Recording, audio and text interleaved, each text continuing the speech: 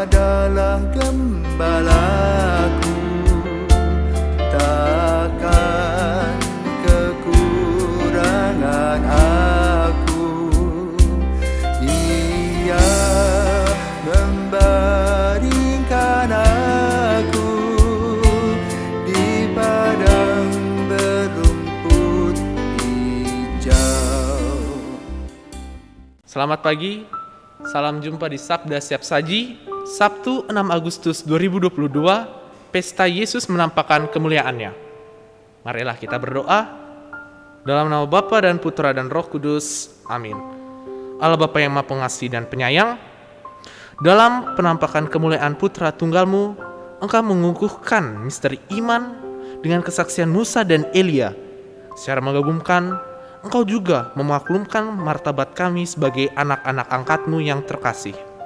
Semoga kami yang mendengarkan suara Putra-Mu terkasih menjadi ahli waris yang sah bersamanya, yang hidup dan berkuasa bersama dengan Dikau dalam persekutuan Roh Kudus Allah sepanjang segala masa. Amin. Inilah Injil Yesus Kristus menurut Lukas.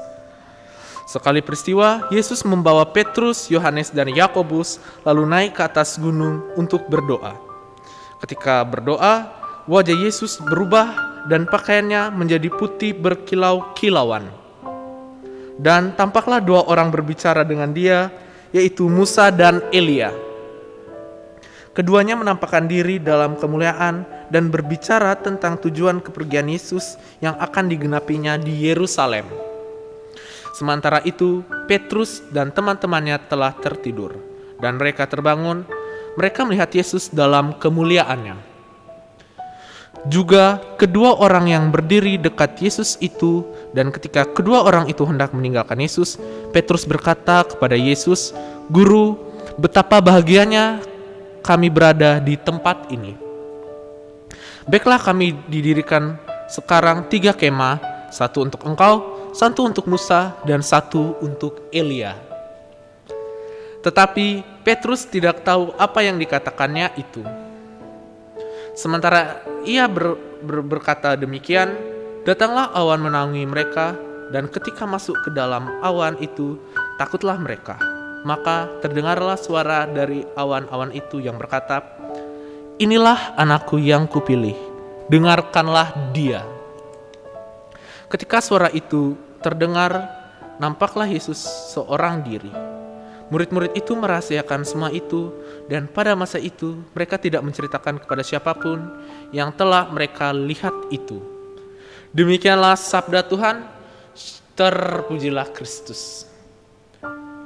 Bapak, Ibu, Saudara-saudari yang sekalian, Injil pada hari ini, Injil Lukas, menurut saya bagian yang menarik bagi saya, bagian yang ini.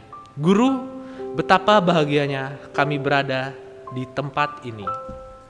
Tempat yang dimaksud itu adalah Gunung Tabor. Gunung Tabor yang tinggi, menjulang, banyak bebatuan. Sebenarnya apa ya yang mereka rasa bahagia di tempat itu?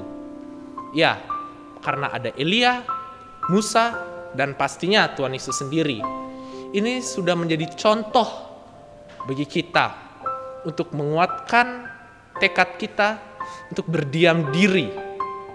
Dan Injil ini juga sebagai penguatan kita untuk stay, untuk tetap diam di tempat, seperti halnya kalau anggapnya seperti kami, anak-anak seminari ini, kami akan mengucapkan seperti kata-kata yang dikatakan Petrus ini. Tuh, "Guru, betapa bahagianya kami berada di tempat ini." Dan ini adalah kunci kita sebagai anak Tuhan Yesus untuk menjawab panggilan. Banyak orang terpanggil dari Injil ini, dan termasuk juga beberapa Romo di Keuskupan Denpasar. Maka dari itu, kita sebagai umatnya yang setia, yang selalu mendengarkannya, harus berbahagia dimanapun. Bahkan tempat kerja yang kita rasa sendiri tidak puas, tapi dengan keinginan, dengan kecakapan, dan dengan keimanan tinggi, kita pasti bisa menjalani hidup dengan aman sentosa. Semoga Tuhan Yesus memberkati. Amin.